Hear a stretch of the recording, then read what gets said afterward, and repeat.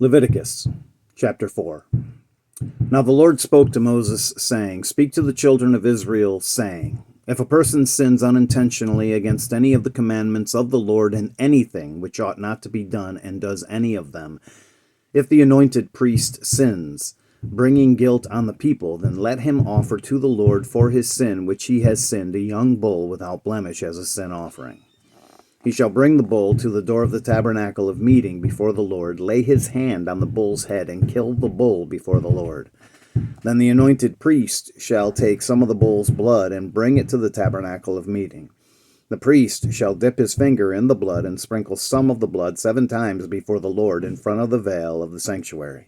And the priest shall put some of the blood on the horns of the altar of sweet incense before the Lord, which is in the tabernacle of meeting. And he shall pour the remaining blood of the bull at the base of the altar of the burnt offering, which is at the door of the tabernacle of meeting. He shall take from it all the fat of the bull as a sin offering, the fat that covers the entrails, and all the fat which is on the entrails, the 2 kidneys, and the fat that is on them by the flanks, and the fatty lobe attached to the liver.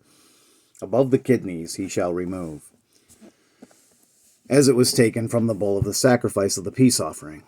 And the priest shall burn them on the altar of the burnt offering.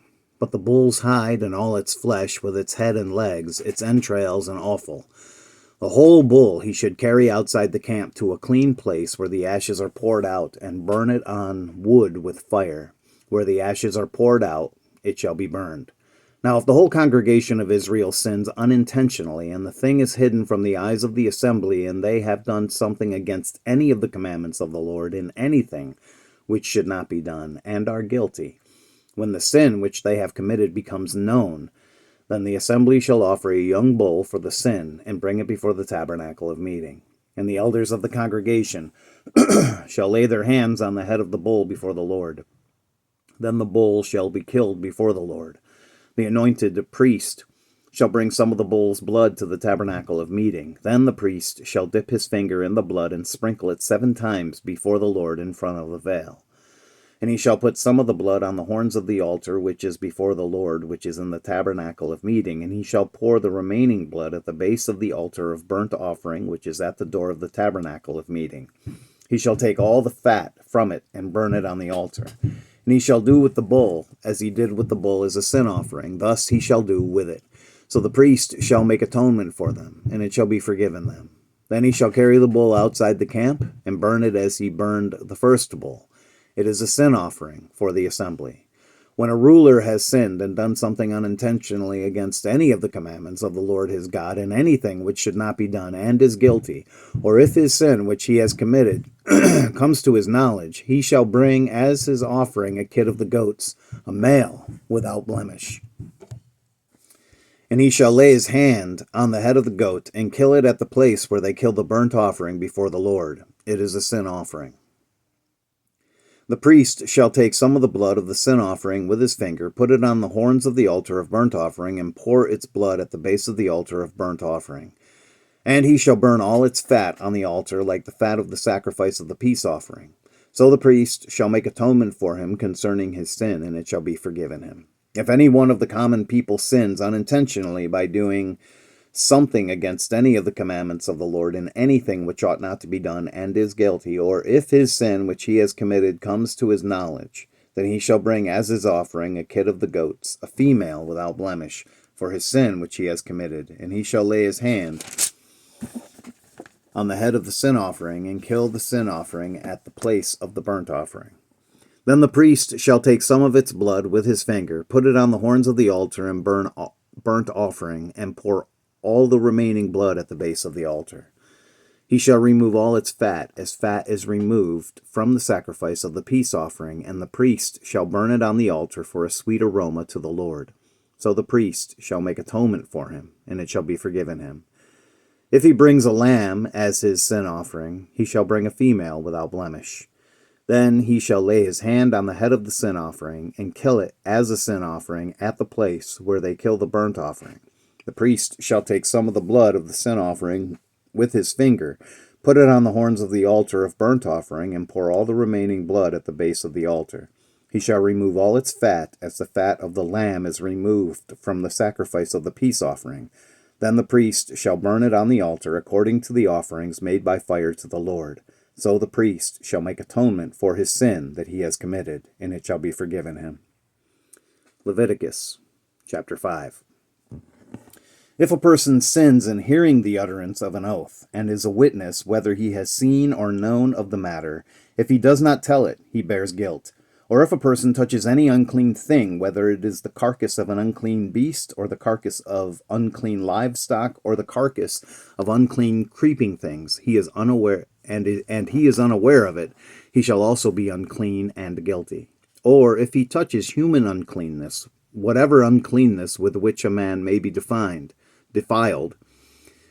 and he is unaware of it, when he realizes it, then he shall be guilty. Or if a person swears, speaking thoughtlessly with his lips to do evil or to do good, whatever it is that a man may pronounce by an oath, and he is unaware of it, when he realizes it, then he shall be guilty in any of these matters. And it shall be when he is guilty in any of these matters that he shall confess that he has sinned in that thing. And he shall bring his trespass offering to the Lord for his sin which he has committed, a female from the flock, a lamb or a kid of the goats as a sin offering. So the priest shall make atonement for him concerning his sin.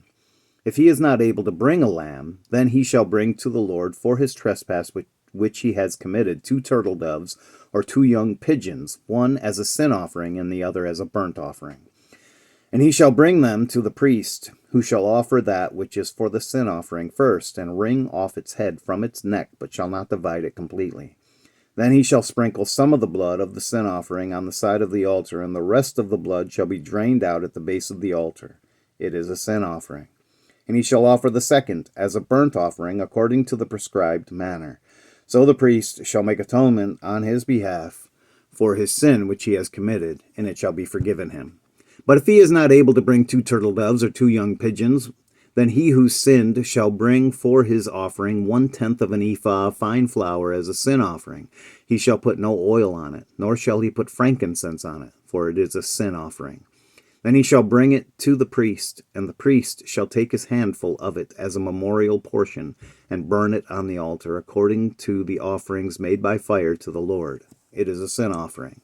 The priest shall make atonement for him for his sin that he has committed in any of these matters, and it shall be forgiven him.